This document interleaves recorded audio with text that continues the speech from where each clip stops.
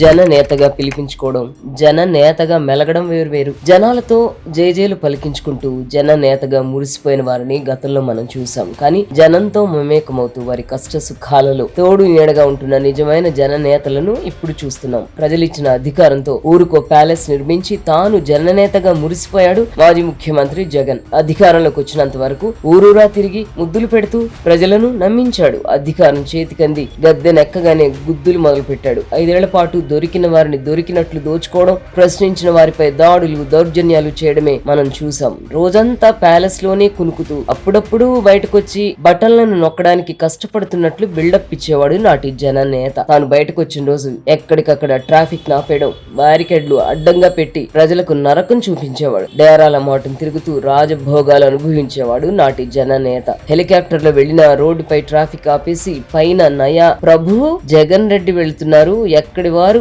అక్కడే గప్చిప్ అన్నట్లు సాగేది నాటి పాలన. అయితే ఇప్పుడు అలాంటి హడావుడి ఏం ఉండడం లేదు. ముఖ్యమంత్రి చంద్రబాబు, డిప్యూటీ సీఎం పవన్ కళ్యాణ్, మంత్రి లోకేష్, ఇతర మంత్రులు, ఎమ్మెల్యేలంతా ఆడంబరానికి దూరంగా ఉంటున్నారు. ప్రజలపై ఆప్యాయత, అనురాగం చూపుతున్నారు. ఇంటికి పెద్ద ఆయనలా ఒకరు, పెద్ద కొడుకుగా మరొకరు, స్నేహితుడిగా ఇంకొకరు కనిపిస్తూ ప్రజల సాధక బాధలను వింటూ వాటిని పరిష్కరిస్తూ నిజమైన జననేతలుగా ప్రశంసలు అందుకుంటున్నారు. ప్రతి నెల పింఛన్ల పంపిణీకి ప్రజల మధ్యకు వెళుతున్న సీఎం చంద్రబాబు బడుగు బలహీన వర్గాలకు పెద్ద దిక్కుగా కనిపిస్తున్నారు. అదే సమయంలో డిప్యూటీ సీఎం పవన్ కళ్యాణ్ మారుమూల ప్రాంతాల్లో పర్యటిస్తూ ప్రజలతో మమేకమవుతున్నారు. ఇక మంత్రి లోకేష్ ప్రజా దర్బార్తో ప్రజల కష్ట సుఖాలను పరిష్కరిస్తూ భావి నేతగా వెలుగొందుతున్నారు. ఈ ముగ్గురి నడవడికను చూసిన వారు నిజమైన జననేతలను చూస్తున్నామంటూ కీర్తిస్తున్నారు.